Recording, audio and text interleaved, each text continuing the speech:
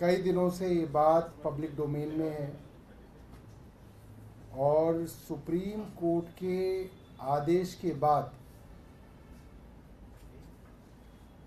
Electoral bond के माध्यम से भारतीय जनता पार्टी को किस किस कंपनी से कितना पैसा मिला, ये भी सारी इन्फॉर्मेशन आज पब्लिक डोमेन में है।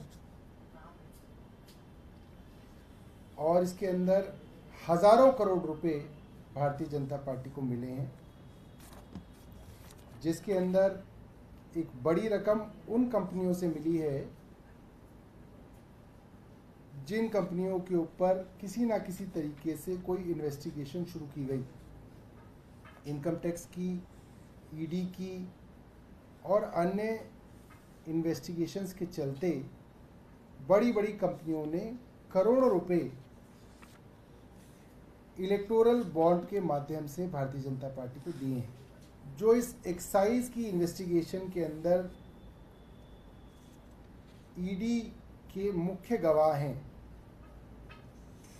उनकी भी अगर हम डिटेल्स देखें तो उन्होंने भी करोड़ों रुपया भारतीय जनता पार्टी को दिया है। और इनके अंदर जो मेन एक्यूज हैं पी शरद चंद्र रेड्डी और औरोबिंदो फार्मा के मालिक के बेटे जो हैं, उनकी टाइमलाइन अगर मैं आपको दिखाऊं तो नवंबर 2021 के अंदर एक्साइज पॉलिसी बनी,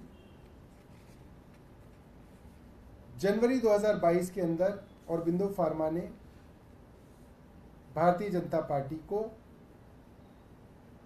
3 करोड़ रुपए के इलेक्टोरल बॉन्ड दिए। जुलाई के अंदर औरोबिंदो फार्मा ने 1.5 करोड़ रुपए के इलेक्टोरल बॉन्ड खरीदे और भारतीय जनता पार्टी को मिले।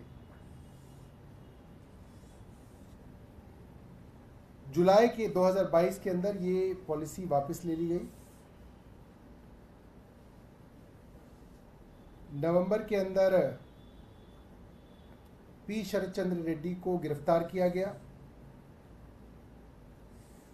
गिरफ्तारी के बाद इन्होंने 5 करोड़ रुपए के बॉन्ड खरीदे और भारतीय जनता पार्टी को इलेक्टोरल बॉन्ड दिए गए।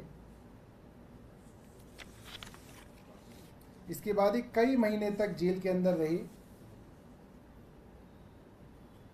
8 मई 2023 को इनको बेल मिल गई। 2 जून 2023 को ये अप्रूवर बन गए और 8 नवंबर 2023 को इनकी कंपनियों ने करीब 50 करोड़ रुपए भारतीय जनता पार्टी को दिए।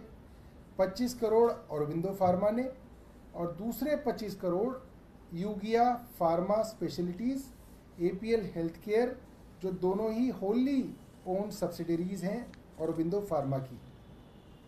और इसके बाद आपको ये बात मालूम ही है कि ये बात पब्लिक डोमेन में आई जब इतनी इन्वेस्टिगेशन हर तरीके की हो रही है। तो हमने केंद्र सरकार से तब भी कहा था और आपके माध्यम से आज फिर कह रहे हैं, जब खुल्लम खुल्ला इस तरीके के एक्साइज मामले के एक्यूज्ड भारतीय जनता पार्टी को इलेक्टोरल बॉन्ड के माध्यम से करोड़ों रुपया दे रहे हैं और फिर वो सरकारी गवाह भी बन रहे हैं, तो इसकी इन्वेस्टिगेशन भारतीय जनता पार्टी की केंद्र सरकार कब कराएगी, ये हमारा सवाल उनसे है।